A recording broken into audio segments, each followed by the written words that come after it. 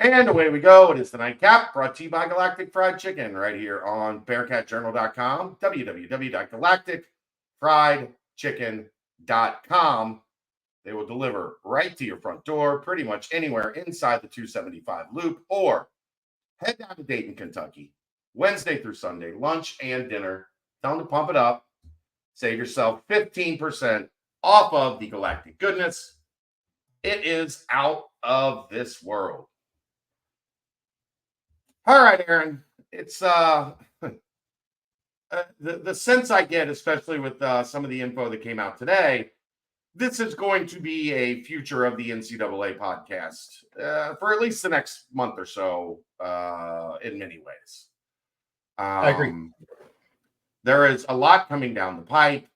The news today that kind of is eyebrow raising was, as they tried to reach a settlement in the conversation we had last night on the antitrust suits based on revenue sharing, they basically been told they have 40 days to come up with the whatever their plan might be.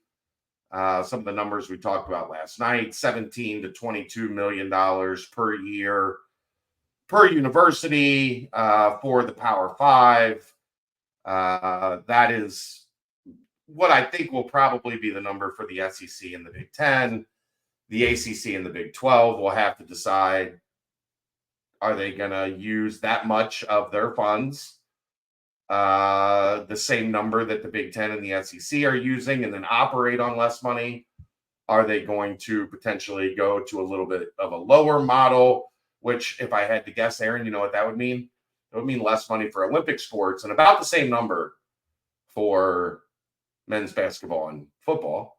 I'd imagine, but who knows? Again, we haven't even broached this topic of Title IX and what that all means for all of this.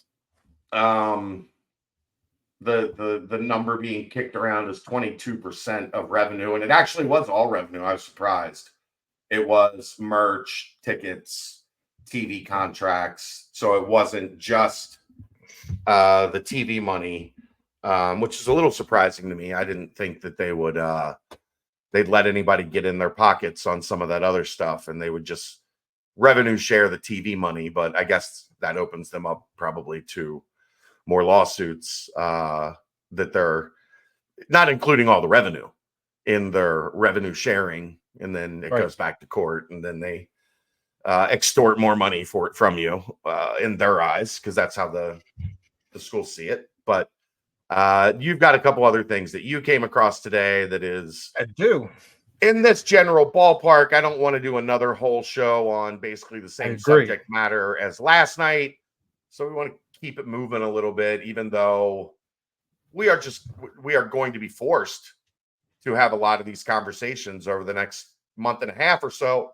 because they are conversations that shape essentially the entire future of collegiate athletics. Well, let's just hope that baseball keeps things moving as far as sports go, because I'd love to be talking about actual sports and what that means for the University of Cincinnati, as they do have this weekend, starting tomorrow on Friday, Staff Appreciation Day against West Virginia. On Saturday, it is Star Wars Day with a poster giveaway. And on Sunday, you have Cinco de Mayo and a post-game Kids Run the Bases and autograph session.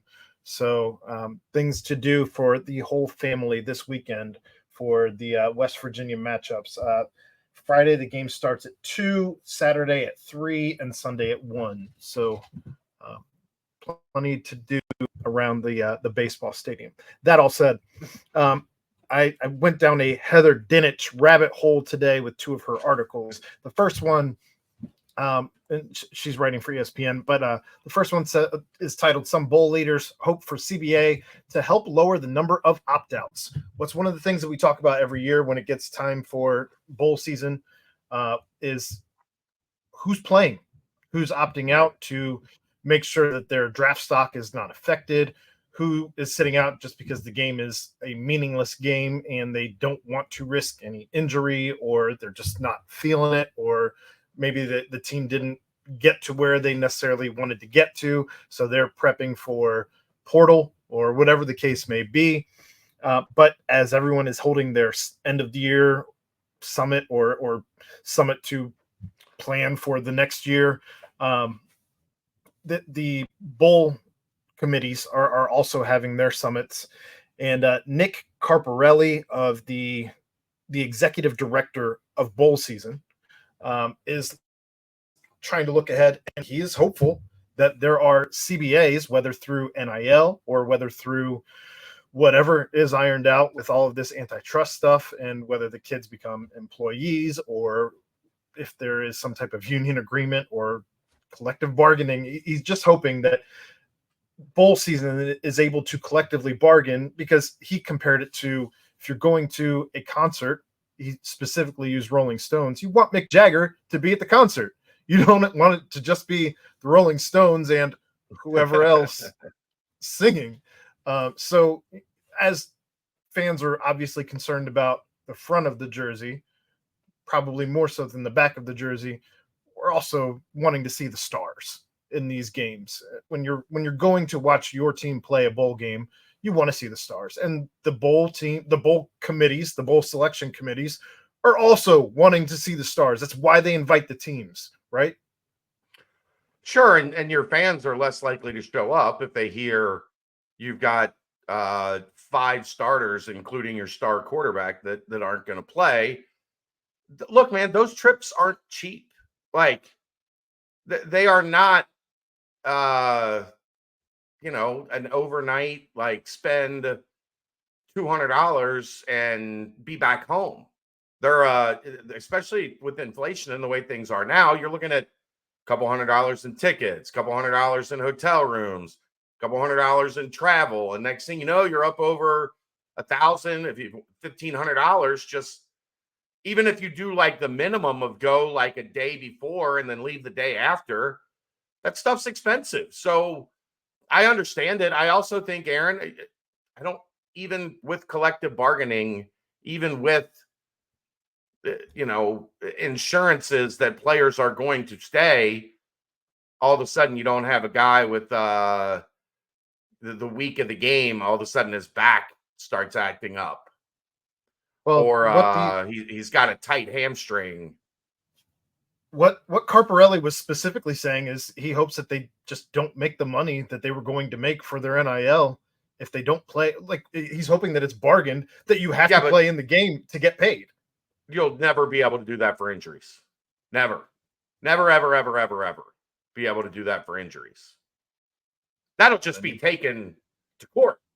And well, then you better have a good doctor. You can't. There's nothing. A back injury is almost impossible to pinpoint. A hamstring injury, I mean, look, when I run, my hamstring tightens up.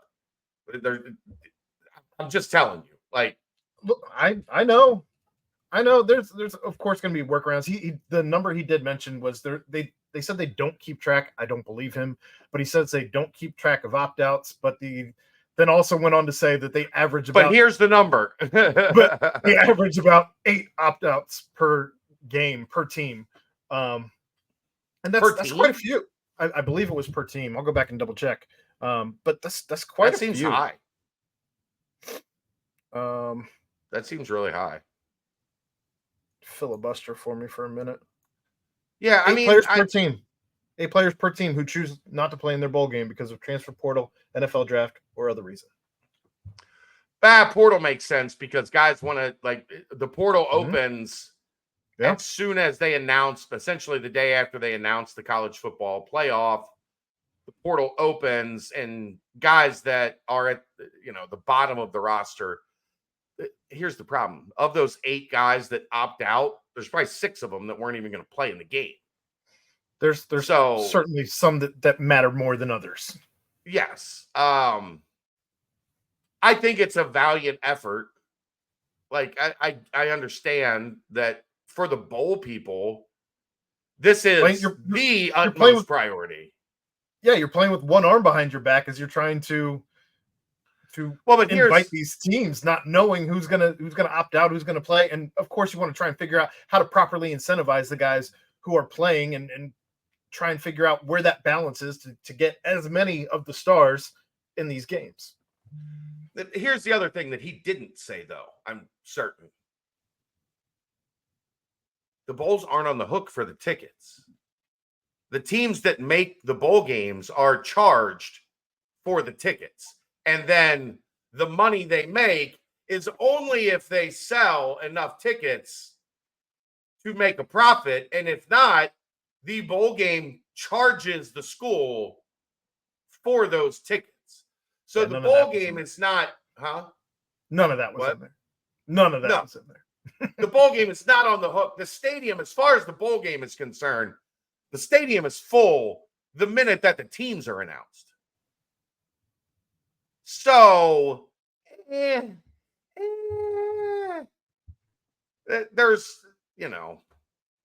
I get, like I said, I get where they're coming from. The biggest thing, I think what the bowl games are ultimately afraid of, Aaron, the more that you have opt-outs, the more, especially now, and I think this is why the bowl games are super concerned, we go to a 12, eventually 14, eventually 16 team playoff. Those bowl games are all that's going to matter. The ancillary bowls that everybody is going to go still play in, like, they still have some juice if you only have the semifinals and the finals. But if you've got a round of 16 and then the quarterfinals and then the semifinals and then the finals, 8, 12, 14, that's 15 bowl games. That's a lot of bowl games. Yeah. For people to already be, invested in. Sure. So I think that's where their concern is mostly. So, yeah, obviously they're going to want to get as many relevant, draftable, whatever you come up with level of player in their bowl game on the field. Can you imagine trying to be one of those teams that, I don't know, I guess if you're looking at the Gasparilla Bowl, the Taxpayer Bowl. I mean, they have to, after last year, they have to put the Pop-Tarts Bowl in the playoff, right? I'm just thinking, if you sat out for your team, for Alabama, Ohio State, if you sat out and you missed 1, 2, 3, 4 bowl games. Well, you don't see guys sit out for the playoffs. That's not going to happen. You'd hope not. No, it's not. Guys want to win a national championship, Aaron. The monetary value of raising your draft stock on TV in those weeks far outweighs any downside of not playing. Especially with Gasparilla Bowl, there's no upside for you to play. You can insure yourself as well, as we've seen players do. Yeah. To try and if you do get injured, I think most notably is I think his name was Jake Butt from Michigan several years ago. He was injured in the butt. Ow. There goes monetization for this one. But it's a song. I know. I was making a joke. But yeah, you can insure yourself for bowl appearances to a point. Yeah, it's not going to be a rookie contract but it's where you were projected to be drafted and some type of compensation. I feel like it's probably comparable to whatever that insurance is that you buy on a car when you buy the new car, and instead of it depreciating, and whatever that insurance is. Yeah. The other article, though, as we're getting in the weeds there, Big 12 commission unhappy with CFP revenue plan, but look in helps. And this one, of course, is pretty much all Brett Yormark quotes. But he was not happy when the league recently negotiated the CFP dollar amounts for the power conferences, the Big 10 and the SEC getting $21 million, the ACC getting $13 million per school, and the Big 12 getting $12 million. But he did get okayed with a look in 2028, halfway through the 6-year deal, which is going to give commissioners an opportunity to reevaluate the economics and see whether or not anything should be modified or adjusted. essentially saying that while it's kind of on the Big 12 that they have not performed as well as the other three conferences, and saying that this is why you're currently not being able to negotiate for more dollars for the Big 12, and they need to perform better, but also kind of saying that he's not happy, he's not settling, and he is a salesperson, and he's going to sell the shit out of the Big 12 all day, every day, and he's okay with things, but he's not happy with things. That's fair. That's what you would expect. I mean, look, here's the reality. The Big 12 right now is in a pretty good spot. I think there's a lot of good football. There's a lot of good teams. There are not a lot of marquee, front top of the fold. That's the newspaper term. Newspapers, kids, were these things that people used to read. They would send it to your house. The kid would ride a bike. He would throw it in your front yard. Your dad would go out and get it in his robe and slippers and read it with his coffee. Aaron, the volleyball tournament that Kelsey played in, we got there early, not bright and early, but early Sunday morning, and there was a guy, had to be in his late 60s, early 70s, at a table, newspaper on the table. I was like, damn, I haven't seen somebody sitting at a... Because you hear that noise and you know exactly what it is. Oh, yeah. Like my grandpa did, my grandma did that. Like I read the sports page every day as a child growing up. Same. Every day. Yeah. Top of the fold. The Big 12's not top of the fold right now. They're below the fold. So until you are above the fold, until you have teams competing for and winning national championships in football, you're not going to get the lion's share. But that's why he pushed so hard. Crazy that the Big Ten gets the same money as the SEC, because we all know the SEC is where the money really is. But sure. I digress. But I think that's why he did press so hard for this look in and for the reevaluation. Yeah. Which I don't know. Let us earn our keep. I don't know that the former Big 12 commissioner would have gotten such a deal done, as he seemed more of a I'll roll over and let you rub my belly type guy. But I digress. That said, he also noted on some future stuff for the Big 12, saying that he wanted to look at the 12-team format before getting into a 14-team, 16-team conversation, weigh out the pros and cons of the 12-team before you're already trying to fix something that you haven't even seen come to fruition, and said that he does expect the Big 12 to, in the coming years, make some noise and have an opportunity to grab some of those at-large spots, and did seem okay with that. That said, he also got to the topic of the basketball tournament and said he would not be opposed to expansion, and said that he was open to 76 as a number, which sounds like maybe a number that is being kicked around. But those are the main takeaways from that article. And again, just him saying that come what may, he said he wakes up in the morning, doesn't think about any of the other conferences until they're brought up to him. And when it comes down to it, he's a hell of a salesman, and he's going to continue to sell his product. Yeah, and I think he will. Now the teams have to go out on the field and back it up. We'll see if they can do that. I thought it was good, though, that he did make sure to criticize where necessary, both basketball in the tournament and how they should have performed better, and also in football and how they should also be performing better. He's a very realistic dude. Like, that's what I love about him, is he's going to tell you. Whatever he thinks, he's going to tell you. I know that's what a lot of people hate about me, but I think that's why I like Brent Yormark. Whatever I think, I'm going to tell you. So all the Twitter Karens, calm down. We'll see you next time. That's the Nightcap, brought to you by Galactic Fried Chicken, right here on BearcatJournal.com. See ya!